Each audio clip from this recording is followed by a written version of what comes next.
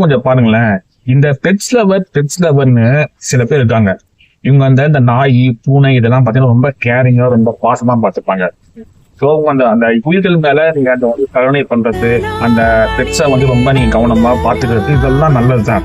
ஆனா ஒரு கட்டம் அதிகமா போய் பைத்தியம் விட்டு போய் அந்த பூனை கல்யாணம் பண்ணி வைக்கிறது, அதுக்கு வந்து சீமனம் பண்றது, என்னடா இதெல்லாம்?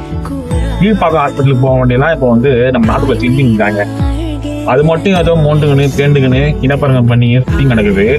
அதை கூட்டு வந்து ஒரு சேர்ல உட்கார வச்சு அதுக்கு ஒரு மாலை போட்டு அதுக்கு வந்து சீர்வரிசை பண்ணி அதாவது சீமனம் நடத்தினாங்களாம். அந்த பூனைக்கு வந்து குழந்தை பிறகு போதான். அந்த பூனைக்கு போது அந்த குழந்தைய வந்து 10,000 20,000 போறான்னு சொல்லிட்டு விற்க போறீங்க. அதுக்கு இந்த மாதிரி ஒரு ஹைப் கொடுக்குறீங்க. அதானே இந்த மாதிரி வந்து ஒரு வீடியோ கிரியேட் பண்ணி சோசியல் மீடியால போட்டு அது மூலமா எங்க பூனை பாத்தீங்களா எவ்வளவு ரொம்ப வந்து ஒரு காஸ்ட்லியான பூனை. பூனை நாங்க வந்து பாலும் தேனும் கொடுத்து அதுக்கு நாங்க உள்ள பத்திரம் போது கூட நாங்க சீமனெல்லாம் பண்ணி அந்த அளவுக்கு கேரிங்கா பாத்துக்கணும். பூனையோட குட்டியை நாங்க வந்து சேல்ஸ் பண்ண போறோம். அதனால இந்த பூனையோட ரேட் இவ்வளவு குட்டி விற்பாங்க. அதுக்கு வந்து இந்த அளவுக்கு ஒரு பெரிய பில்டப் பண்றாங்க. மனசுக்கு நடக்காண்டிய விஷயம் காலத்துல நடக்க மாட்டேதியா, அந்த அளவுக்கு இப்ப நாடு போயிட்டு இருக்கு. இல்ல பூனைக்கு ஒரு சீமந்தம் ஒரு கேடா. பணம் அதிகமா இருந்தா அந்த பணத்தை வச்சுன்னா பண்றது தெரியாது சில பேருக்கு. இந்த மாதிரி கீழ்த்தனமா எல்லாம் பண்ணிட்டு இருப்பாங்க. இதை பாக்குறவங்களுக்கு என்ன தோணுதுன்ற கமெண்ட்ல பண்ணுங்க. எனக்கும் நாய் பூனை எல்லாம் ரொம்ப பிடிக்கும்.